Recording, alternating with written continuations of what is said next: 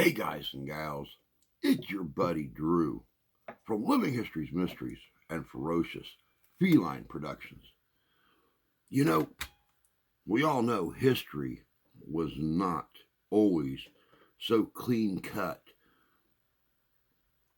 Stories get mumbled, mixed around, and quite honestly, it's been proven over and over that history is written by the victors.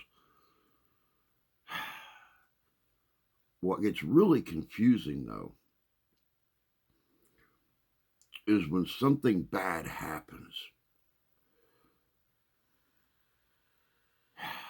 There are so many avenues that you can take to try to figure out what happened.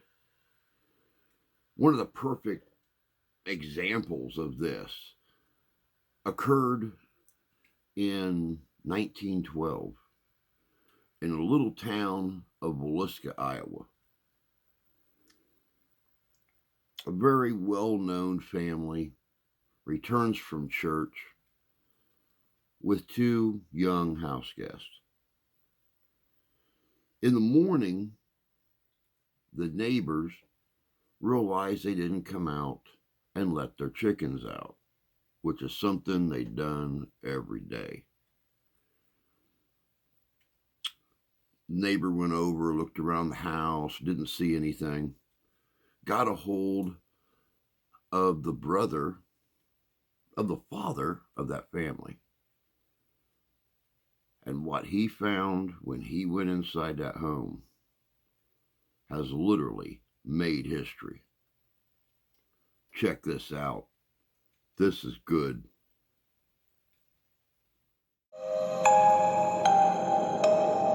Imagine a small, quiet town shaken to its core by a brutal and mysterious crime.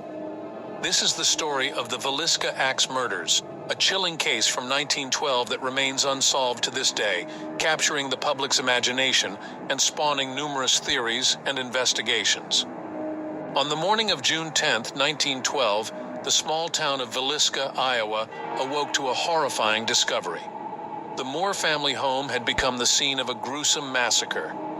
Josiah Moore, his wife Sarah, their 4 children, Herman, Catherine, Boyd, and Paul, and 2 visiting children, Lena and Ina Stillinger, were found bludgeoned to death with an axe. The crime was especially brutal, with the killer striking each victim multiple times while they slept.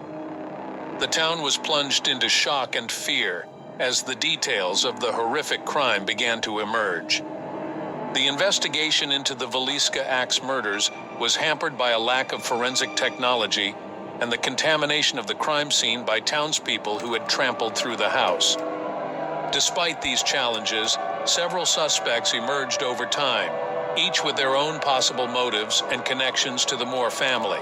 One of the prime suspects was Frank F. Jones, a local businessman and state senator who had a contentious business rivalry with Josiah Moore. Moore had previously worked for Jones, but left to start his own business, allegedly taking a significant customer with him. This rivalry led some to speculate that Jones might have hired someone to commit the murders. However, no concrete evidence ever linked him to the crime. Another suspect was William Mansfield, also known as Blackie Mansfield. He was believed to be a serial killer responsible for several similar axe murders across the Midwest.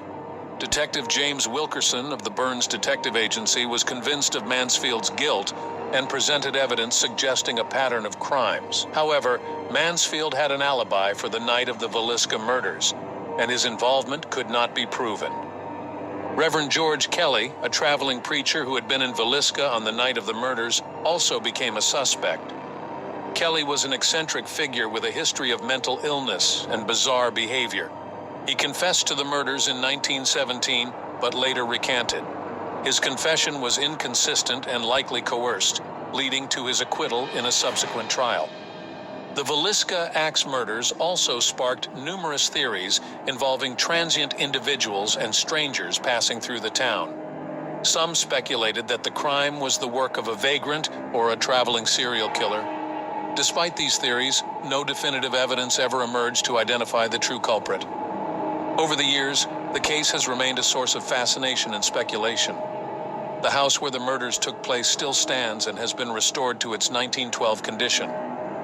It is now a museum and a popular destination for ghost hunters and paranormal enthusiasts. Visitors report strange occurrences and eerie feelings within the house, adding to the legend of the Villisca Ax Murders. The enduring mystery of the Villisca Ax Murders lies in its combination of brutal violence, small-town intrigue, and the limitations of early 20th century investigative techniques. The case has inspired books, documentaries, and even fictionalized accounts, each attempting to piece together the events of that fateful night. Despite advances in forensic science and investigative methods, the passage of time has made it increasingly unlikely that the Villisca Ax Murders will ever be definitively solved. The lack of physical evidence, the contamination of the crime scene, and the death of key figures have all contributed to the case remaining unsolved. However, the story continues to captivate those who seek to understand the dark side of human nature and the mysteries that persist through history. One intriguing aspect of the Villisca Ax Murders is the cultural and social context in which they occurred. The early 20th century was a time of significant change in America, with advances in technology, shifts in social norms, and increasing urbanization. The brutal nature of the murders and the mystery surrounding them reflect the anxieties and uncertainties of the era. Small towns like Villisca were not immune to the broader currents of change and disruption, and the murders can be seen as a manifestation of the darker undercurrents of this transformative period. The Villisca Ax Murders also highlight the limitations of early forensic science and criminal investigation techniques. In 1912, fingerprinting was still in its infancy, and the use of forensic evidence in criminal investigations was rudimentary. The contamination of the crime scene by curious townspeople further complicated the investigation, making it difficult to gather reliable evidence. The case underscores the importance of preserving crime scenes and the advances that have been made in forensic science since that time. The psychological impact of the murders on the Villisca community was profound. The brutal slayings shattered the sense of security and trust that characterized small-town life, leaving residents fearful and suspicious. The case became a focal point for collective anxieties, with rumors and speculation adding to the sense of unease. The unresolved nature of the case has allowed these anxieties to persist, with the murders becoming a haunting presence in the town's collective memory. Welcome back. You know, it's like I was saying in the beginning. The small towns, the tight-knit communities, they know each other. They know how each family operates. And when something's not right, when something strikes odd, those neighbors can jump straight into action to try to figure it out.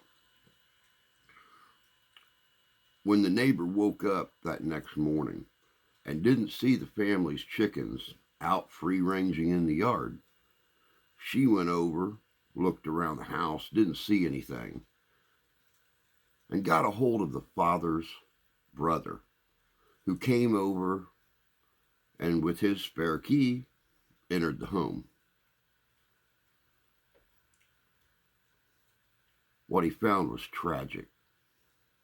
All 6 members of the family and their 2 little house guests bludgeoned to death, slaughtered, and no one knows by who.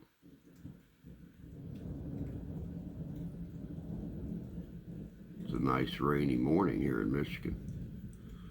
The transient theory seems to be the most popular because of a little murder that happened out east 10 years before. The Lizzie Borden murder.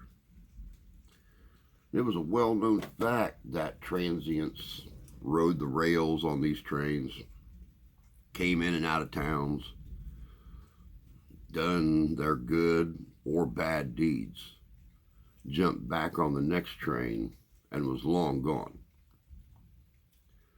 The transient serial killer, the transient thrill killer, That was a thought with the Borden murders as well.